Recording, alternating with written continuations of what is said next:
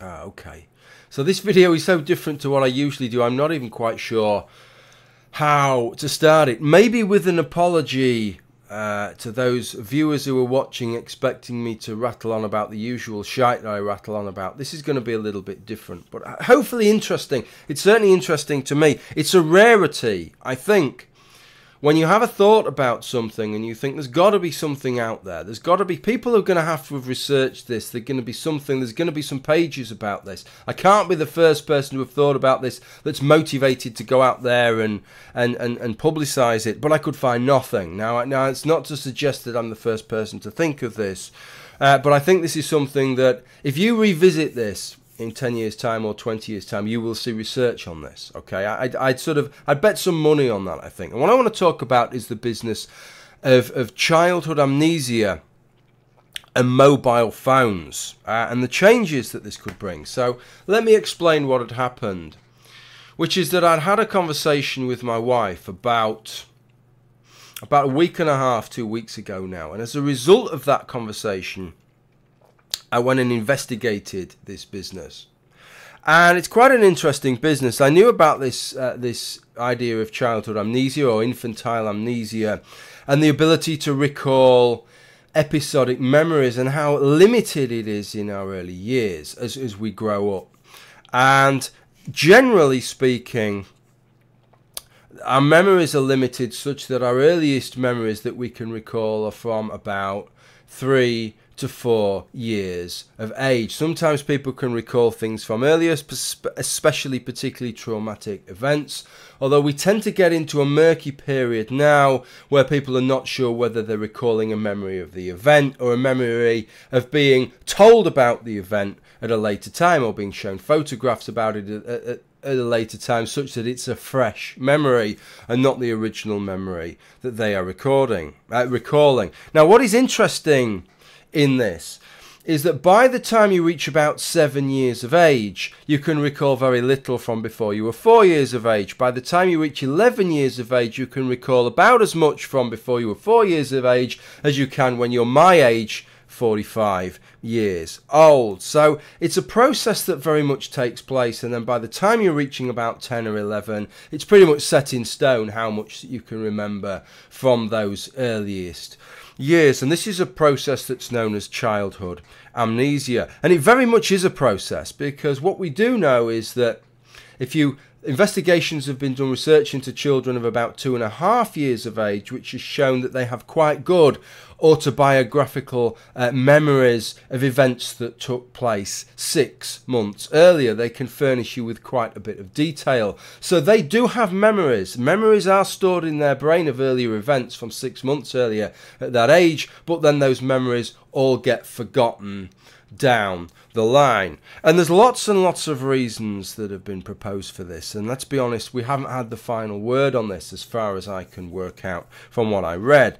Freud obviously linked it to sexual repression.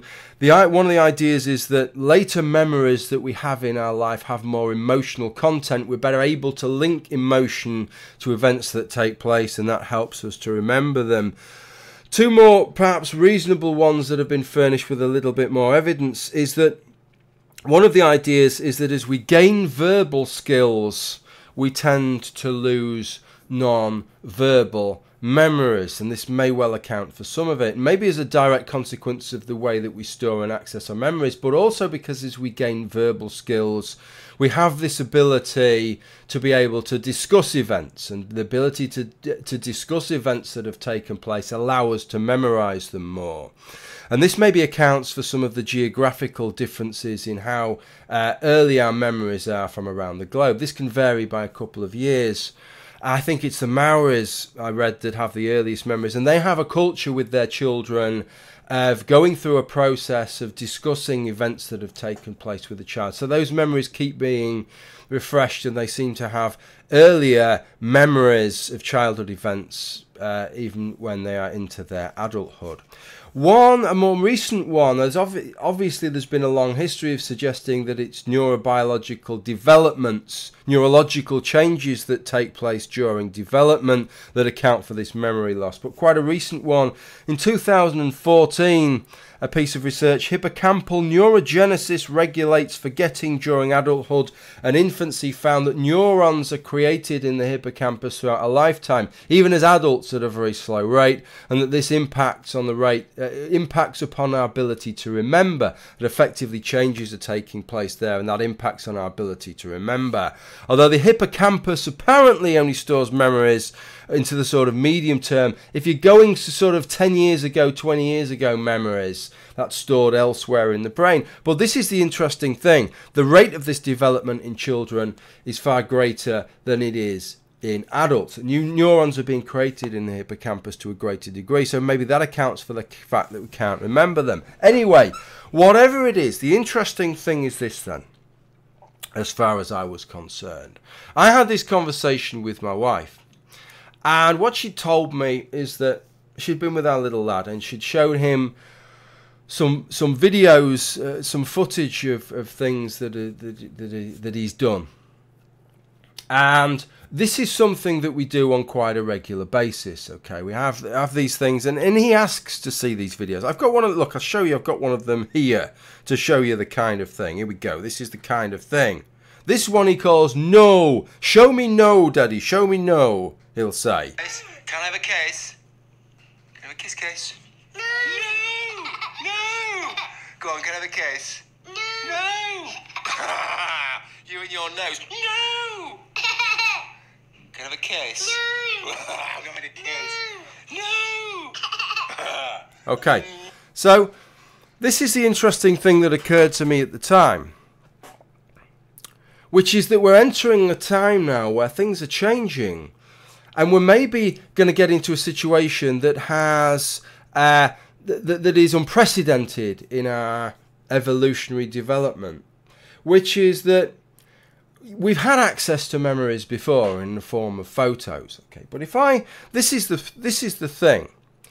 This chimes in with the whole business of false memories, which is actually remembering something that never actually happened at all, which you prompted to a memory, you're prompted, did this happen when you were 3 years old or whatever, and you start to imagine it, and the imagining leads to a false memory. We're not talking about false memories, we're talking about things which actually happened, but we're talking about a fresh memory, not the original memory of it happening. When you show people photographs of things which happened when they were young and describe them.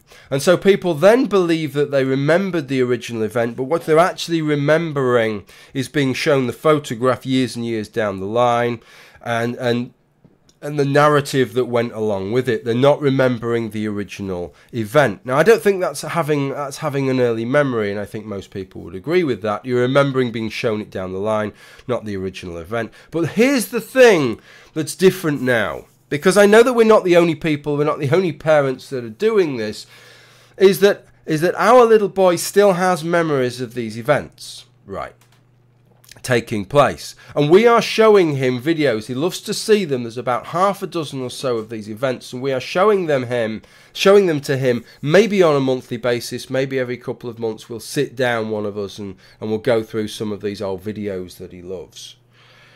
You know the process by which memories are consolidated in our brains, which is that when we recall them each time, or when we revisit them in some form, that the same firing patterns take place, and every time that happens, it consolidates the memory and makes that memory firmer and more likely to be stored. It's the repetition that is important. What we're doing here now, and this must be happening across the world, is that children today are having those original memories refreshed. And so when they're viewing those images, I would imagine that what is happening is that those same firing patterns are being mirrored from where they're storing the original memory, so that what is happening is that maybe as the child goes through this period where usually the sort of amnesia effect of those early memories would occur and those memories would be forgotten, that will no longer occur. So what I was interested to know, I can find nothing about this, is what impact that is going to have on people's earliest memories. And I'm dying to find out. I'm sure it's going to happen. Maybe it's a little bit too early to start doing the research yet. Maybe we need to wait another 10 years to start picking up on people then who are watching all these videos now, who are then growing up to be 10 years old, 15 years old, 20 years old, who have been bombarded by regularly viewing these bits of footage of when they were children, and seeing how far back they can remember and whether that impacts upon their childhood memories. And perhaps more significantly, by remembering these specific chunks of their childhood memories, whether it gives them a greater scope of childhood memories. Is it going to knock back the threshold at which this childhood amnesia effect is kicking in, the threshold to which we can remember back to? And will there be any negative consequences to this? This is the other point that I was interested in, which is there is some suggestions that the reason that we forget things is that it's quite important to, because some of the memories that we maybe have when we were younger are stored or remembered in a way which is deleterious to our development. So we just remember the bits, the general bits that we need to remember as part of our development, but the specific content, the specific episodic content of things we experience, we forget, and we forget with good reason, because it would confuse us more than anything else. So could there potentially be some deleterious effects to any of this? Okay, really interested to know what anybody thinks about this. It's a very, very undeveloped thought, really, but that's because I've got nobody else to bounce this off, because I can find nothing else about it, which was why I wanted to bring it to video. Well, if you've watched this, sorry it's a little bit left field in some ways, but thank you for watching. Interested to know what you think. Bye for now.